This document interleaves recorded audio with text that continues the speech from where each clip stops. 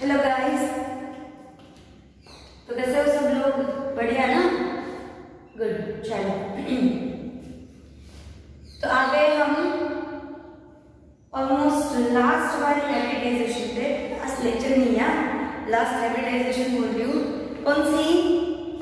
sp3d2 है ना। Last lecture में हमने क्या देखा था? sp3d। हमने शुरू क्या किया है कि हाइब्रिडाइजेशन का हमें पता है कि sp2 sp3 हमने s और p के इन्वॉल्वमेंट वाले हाइब्रिडाइजेशन देखे थे। ठीक है, लास्ट लेक्चर में हमने शुरू किया कि अगर d ऑर्बिटल भी हाइब्रिडाइजेशन में पार्ट लेगी तो हाइब्रिड ऑर्बिटल्स जो है वो कौन सा शेप लेगी। ठीक है, और वो उसकी रिएक्टिविटी भी देखी थी हमने PCl5 में, sp3d में। ठीक है, शेप्स भी देखे थे, dsp2 sp3d, फिर d2sp3 sp3d2, ये चार चीजें हमने देखी थी। उसमें मैंने आपको बताया था और आपको याद भी रखना है कि आगे d होना और पीछे d होना, या वैसे नहीं सोच सकते कि ठीक है ना आगे लिखा है पीछे क्या फर्क पड़ता है। आगे अगर d होगा तो वो क्या होगा, n-1 वाला होगा, पीछे d आएगा तो वही n वाला आएगा। उसका रीजन मैंने समझाया था, उस फॉर्म में कैसे होता है, ऐसे होता है 3s 3p 3d, फिर होता है 4s 4p 4d 4f जो भी है। तो यहाँ पे अगर पीछे d आता है तो s से शुरुआत ऐसे होती है sp3, तो ये 3 3 है। लेकिन अगर आगे d आता है तो क्या होगा, इसके आगे तो d है नहीं, इसके आगे d है तो कौन से वाला है, ये वाला। तो वो d तो कौन सा है, n-1। इसलिए क्या होगा, किसी में भी आगे d आएगा तो n-1 वाला होगा। और d आगे होने से और d पीछे होने से आपके हाइब्रिडाइजेशन में तो फर्क होता ही होता है, उसके मॉलिक्यूलर जियोमेट्री में भी फर्क होता है। ठीक है, चलो तो sp3d देखा था, s1 p3 और d1, मतलब 5 हमने क्लोरीन लिए थे, फास्फोरस के साथ उसका हाइब्रिडाइजेशन देखा था। फास्फोरस में हमने क्या देखा था कि थोड़ा सा sp3d2 के लिए वो रिवाइंड करते हैं हम। फास्फोरस जब एक्साइटेड होता है तो क्या होता है, यहाँ से एक इलेक्ट्रॉन 2s का एक इलेक्ट्रॉन 3d में चला जाता है। तो इससे हुआ था 5 का इन्वॉल्वमेंट। ठीक है, तो अगर मुझे यहाँ पे एक्स्ट्रा एक इलेक्ट्रॉन चाहिए, एक और इलेक्ट्रॉन चाहिए, ठीक है, तो वो कहाँ से आएगा? तो एक्स्ट्रा इलेक्ट्रॉन आपका डी में नहीं जाएगा, एक्स्ट्रा इलेक्ट्रॉन आपके पास किस में होगा, क्योंकि एक्चुअली डी में क्या था, यहाँ पे 2 इलेक्ट्रॉन, यहाँ पे 3 इलेक्ट्रॉन, ये 3s ये 3p, 3s 3p 3d। तो मुझे यहाँ एक इलेक्ट्रॉन चाहिए, तो वो कहाँ पे होगा कि सपोज यहाँ पे एक इलेक्ट्रॉन एक्स्ट्रा है, तो ये इलेक्ट्रॉन एक्साइटेड होकर कहाँ जा सकता है, यहाँ जा सकता है ना। तो मुझे क्या चाहिए, मुझे अगर sp3d2 की बात करनी है, एक d ऑर्बिटल में और इन्वॉल्वमेंट चाहिए, मुझे एक और d ऑर्बिटल का, दैट मींस मुझे यहाँ इलेक्ट्रॉन एक्स्ट्रा चाहिए, दैट मींस इसके बाद का एक कंपाउंड चाहिए, इसके बाद का एलिमेंट चाहिए, यानी कि सल्फर होगा, वो क्या बना पाएगा, sp3d2। ठीक है, कौन सी हाइब्रिडाइजेशन देख रहे हैं हम लोग, sp3d2। तो एग्जांपल हम इसमें लेते हैं सल्फर, और 1 2 3 4 5 6 उसके साथ किसी को जोड़ना है, तो सपोज मैंने SF6 लिया, ये हम लोग देख रहे हैं। ठीक है, चलो तो वैसे तो सल्फर ऑक्सीजन के नीचे आता है, तो ऑक्सीजन के 6 से नहीं जुड़ा, सल्फर ऑक्सीजन के नीचे आता है ना, ऑक्सीजन ऐसे होता है 2s 2p, यहाँ पे 2 इलेक्ट्रॉन और यहाँ पे 4 इलेक्ट्रॉन। सेम सल्फर में होता है, यहाँ पे 3s, इसमें 2 इलेक्ट्रॉन 3p, उसमें 4 इलेक्ट्रॉन। तो ऑक्सीजन 6 से क्यों नहीं जुड़ता है? क्योंकि सल्फर को 6 से जुड़ने के लिए यहाँ पे 3d खाली पड़ी है, जहाँ पे 1 2 3 5 इलेक्ट्रॉन भेज सकता है उसके पास भेजने के लिए 2 है, लेकिन 5 तक वो इलेक्ट्रॉन भेज सकता है। क्या ऑक्सीजन के पास ये फैसिलिटी है? ऑक्सीजन के पास कोई खाली ऑर्बिटल है, एम्प्टी ऑर्बिटल है? नहीं है। सल्फर के पास एम्प्टी ऑर्बिटल का ऑप्शन है, तो ये दो इलेक्ट्रॉन को एक्साइटेड कर सकता है, ठीक है, जो ऑक्सीजन नहीं कर सकता है। इसीलिए ऑक्सीजन में आपको 4 लोन पेयर 2 लोन पेयर मिलते हैं, जबकि इसमें वो 2 लोन पेयर के इलेक्ट्रॉन आगे एक्साइटेड हो जाते हैं। जब तक इलेक्ट्रॉन के पास एक्साइट होके सेम एनर्जी मतलब नियरली इक्वल एनर्जी लेवल में जाने का ऑप्शन है, वो लोन पेयर में नहीं रहेगा, क्योंकि लोन पेयर का रिपल्शन बहुत ज्यादा होता है ना, तो वो तो स्टेबल होने की कोशिश करेगा जब तक हो पाएगा।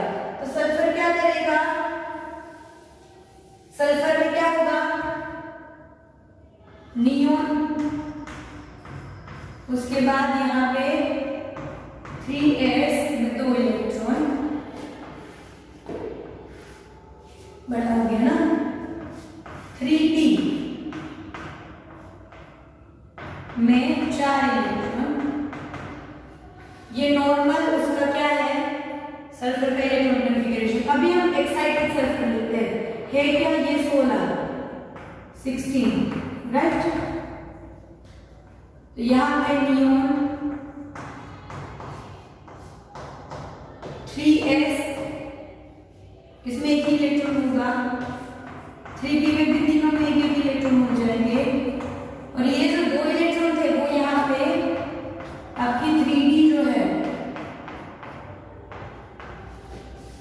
ये वाला इलेक्ट्रॉन यहाँ आ जाएगा, ये वाला इलेक्ट्रॉन यहाँ आ जाएगा एक्साइटेड होकर। 1 2 3 4 5, ठीक है, एक यहाँ पे एक यहाँ पे। अभी फ्लोरीन है, फ्लोरीन का आपको कॉन्फ़िगरेशन पता है, क्या होता है? Helium 2s 2p5।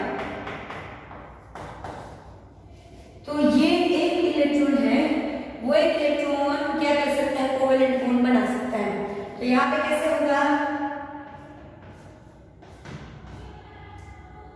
Fluorine fluorine fluorine fluorine, और यहाँ पे भी कितने फ्लोरीन हो गए? टोटल 6 फ्लोरीन हो गए। 1 मिनट ना,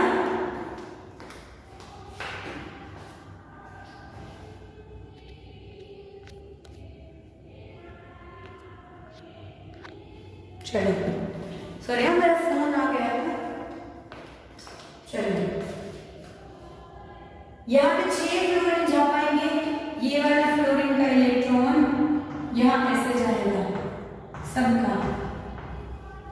ये क्या हो गया? हाइब्रिडाइजेशन। क्या हो गया? हाइब्रिडाइजेशन 1 2 3 4 5 6 ऑर्बिटल्स का हाइब्रिडाइजेशन हुआ था पहले 6 ऑर्बिटल का हाइब्रिडाइजेशन हुआ, 6 इक्वल पोजीशन पे आ गए। उसके बाद 6 फ्लोरीन के इलेक्ट्रॉन अंदर एक इलेक्ट्रॉन कोवेलेंट बॉन्ड बनाने गए, यानी कि ओवरलैप हुए, ठीक है। तो इसका शेप क्या होगा फ्लोरीन का? तो इसके पास 6 हाइब्रिड ऑर्बिटल्स होगी, ठीक है, हेक्सागोनल शेप बनेगा। कैसे बनाएगा? तो ये एक हाइब्रिड ऑर्बिटल्स, दूसरी, तीसरी, चौथी, पांचवी और छठी, ये हो गई इसकी हाइब्रिड ऑर्बिटल्स, ठीक है। यहाँ पे वो नेगेटिव, मैंने आपको बताया था क्या नेगेटिव पता है नहीं पता चलता है। और यहाँ पे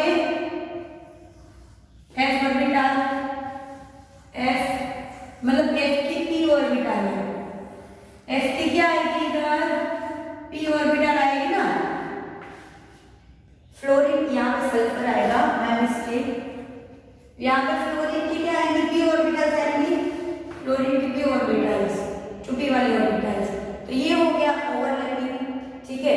तो एक्चुअली इसका शेप कैसे बनना? यहाँ सल्फर है, ठीक है, यहाँ पे फ्लोरीन, यहाँ पे फ्लोरीन।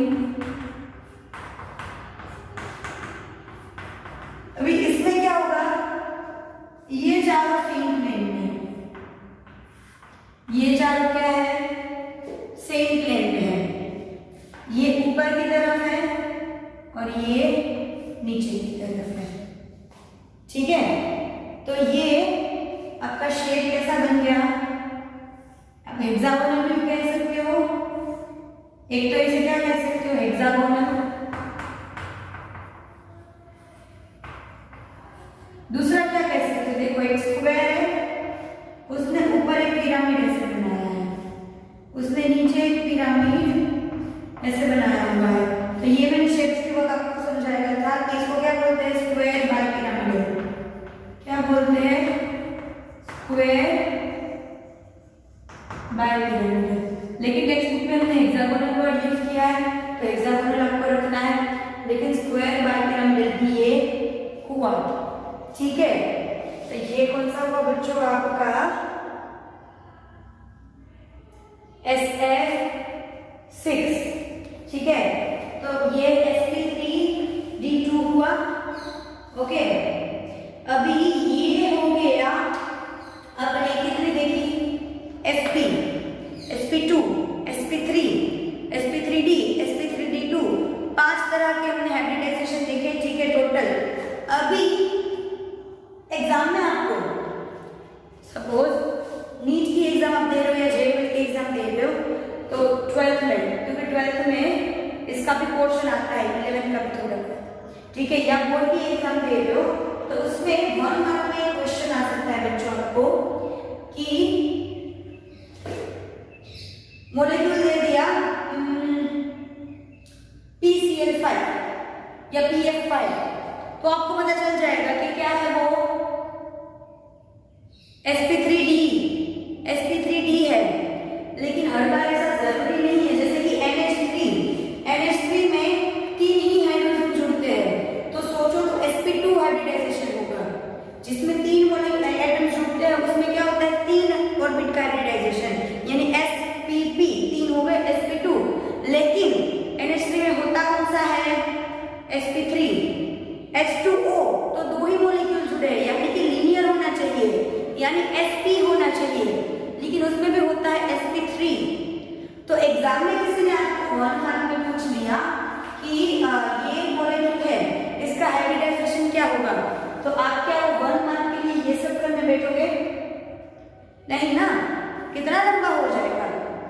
तो उसके लिए हमारे पास कुछ शॉर्ट ट्रिक्स है, ठीक है क्या, हमारे पास कुछ शॉर्ट ट्रिक्स है, तो वो हम नेक्स्ट लेक्चर में थोड़ी बहुत डिस्कस करेंगे कि किस तरह से आप आइडेंटिफाई कर सकते हो कि इसमें कौन सा हाइब्रिडाइजेशन होगा।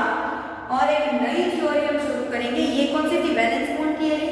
नेक्स्ट हम कौन सी देखेंगे, मॉलिक्यूलर ऑर्बिटल थ्योरी, वो पूरी अलग है, वो MOT, ये थी VBT। तो पहले इन सबको ट्रिक देखते हैं, शॉर्ट ट्रिक्स, फिर उसके बाद वो थियरी शुरू